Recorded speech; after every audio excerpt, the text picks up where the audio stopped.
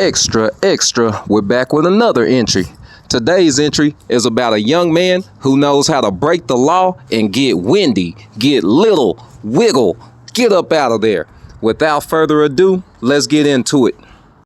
Tay-K pleads for quote-unquote second chance at adulthood amid 55-year murder sentence. Tay-K has asked for a quote-unquote second chance at adulthood while serving a 55-year prison bid for murder, claiming race was a factor behind his lengthy sentence. The so-called race rapper shared several tweets from behind bars on Thursday, January 5th, speaking out against his decades-long imprisonment. The 22-year-old argued that he should have been tried as a juvenile instead of an adult and claimed if he was white, his punishment wouldn't have been as severe. Tay pointed to one of his co-defendants, a white girl who was also 16 at the time, who he claimed was given 10 years probation and has since been released from prison. Quote, "I really just need one chance at adulthood," end quote, he wrote. Quote, "I bet if I was a little white kid, they wouldn't have gave me no 55 years for a crime I was alleged to play the most insignificant role in when I was 16. They would have rightfully argued that my mind wasn't fully developed and gave me rehabilitation and a first chance at adulthood," end quote. He added, quote, "One of my co-defendants was a white girl who was 16 just like me.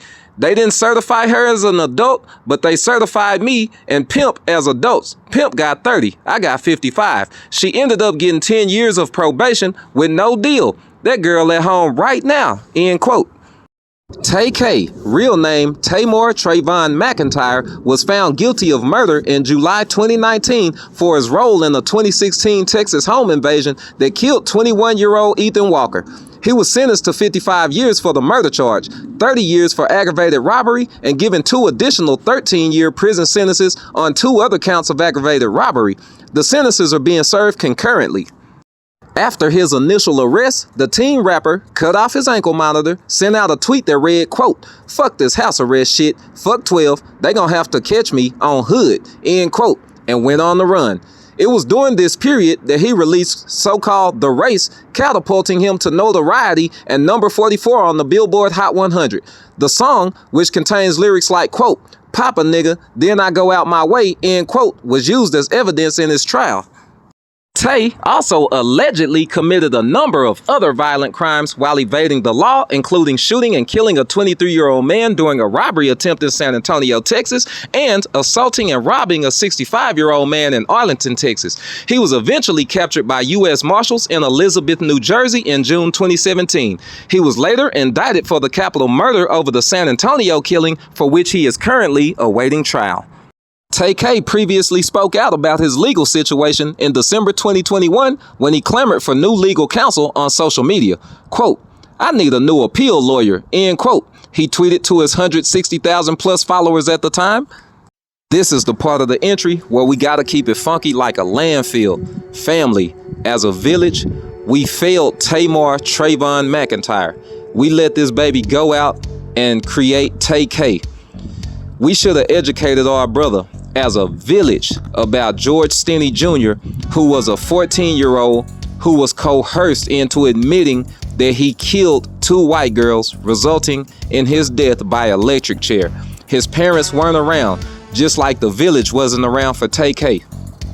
If the mother and father of Tamar Trayvon McIntyre failed to tell him about convict leasing, forced labor camps, and chain gangs using little Negro boys and little Negro girls as slaves, then we should have told them as a village. Mr. Tamar Trayvon McIntyre, I wonder if you'll ever find it in your heart to forgive us for failing to inform you about the Central Park 5 and their coerced confessions. Forgive us for failing to inform you about adultification when it comes to the Negro girl and the Negro boy.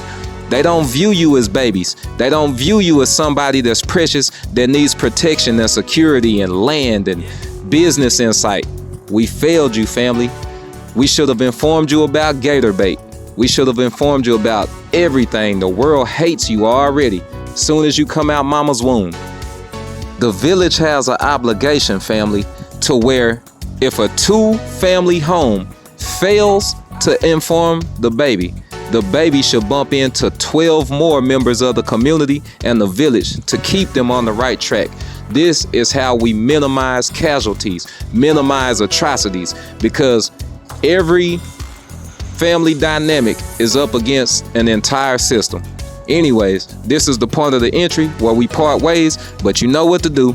Leave me a comment because you know I value you guys' opinion. What do you think about Tay-K saying if he was white, he would have received a lighter sentence? What do you think? Do you think he's blowing a lot of hot air? Do you think we failed him as a village? Do you think we could have done better to save this baby's life? Or do you think he was doomed from the beginning and he was hard-headed? Talk to me, I talk back, baby. Hit that notification bell to be notified every time we make an entry over here at Jonda's Journal. Hit the dislike button if you're in favor of dodging and shirking your obligations. Hit the like button if you like today's content, commentary, and put some of this ism in the algorithm.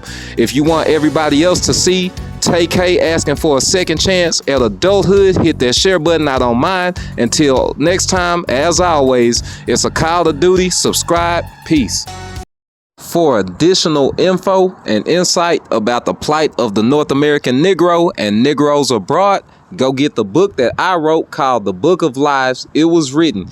Go on down to Book Baby. One link, 4 ebooks, each an hour-long read. Liberate your mind. Let's get off the plantation in 2023. See you at Book Baby.